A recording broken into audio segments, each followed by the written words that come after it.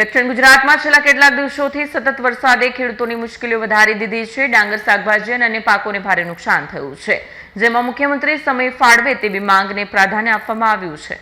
દક્ષિણ ગુજરાતમાં અતિભારે વરસાદને કારણે ડાંગર, શાકભાજી અને વાવણીને ભારે નુકસાન થતાં ખેડૂત આગેવાનોએ કલેક્ટરને આવેદનપત્ર આપી મુખ્યમંત્રી સાથે મુલાકાત માટે 5 થી 10 મિનિટનો સમય ફાળવવાની માંગ કરી છે। તેમણે અસરગ્રસ્ત વિસ્તારોમાં તાત્કાલિક સ્પેશિયલ સર્વે કરીને વળતર ચૂકવવા તેમજ ડાંગર અને શાકભાજીના બિયારણ પર સબસિડી અથવા મફત બિયારણ ઉપલબ્ધ કરાવવાની માંગ કરી છે। ખેડૂતોના જણાવ્યા મુજબ સતત વરસાદથી ધરુવાડિયા કોવાઈ ગયા છે, શાકભાજીના પાકોને ભારે નુકસાન થયું છે અને ખેતરોમાં પાણી ભરાતા વાવણી રોપણીનું કામ પણ અટકી ગયું છે।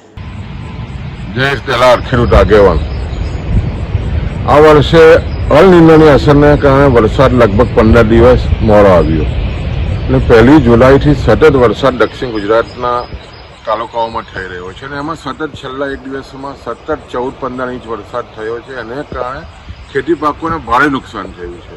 નદી કાંઠાની જમીનો ધોવાઈ છે, સાથે સાથે મુખ્ય પાક ડાંગરનો ધરુવાળિયું ખોવાયું છે, સાથે સાથે જે વાવણી કરેલા જે બિયારણો છે એ પણ ધોવાયા છે। એટલે કરોડો રૂપિયાનું નુકસાન ખેડૂતોને થઈ રહ્યું છે અને એના અનુસંધાનમાં આદરણીય મુખ્યમંત્રી સુરતની મુલાકાત આવી રહ્યા છે, ત્યારે ખેડૂતોની વેદના જાણવા માટે અમે કલેક્ટરશ્રીને પણ વિનંતી કરી છે કે ખેડૂત આગેવાનોને સમય આપવામાં આવે અને ખેડૂતોની જે વેદના છે એ અમે જાણવા માગીએ છીએ। સાથે સાથે સર્વે થાય અને તાત્કાલિક ખેડૂતોને જે નુકસાન થયું છે કરોડો રૂપિયાની એની રાહત મળે, એના અનુસંધાનમાં સમગ્ર દક્ષિણ ગુજરાતના ખેડૂતો પાયમાલ થયા છે। ત્યારે ખાસ કરીને સરકારશ્રી પાસે ખેડૂતો અપેક્ષા રાખી રહ્યા છે।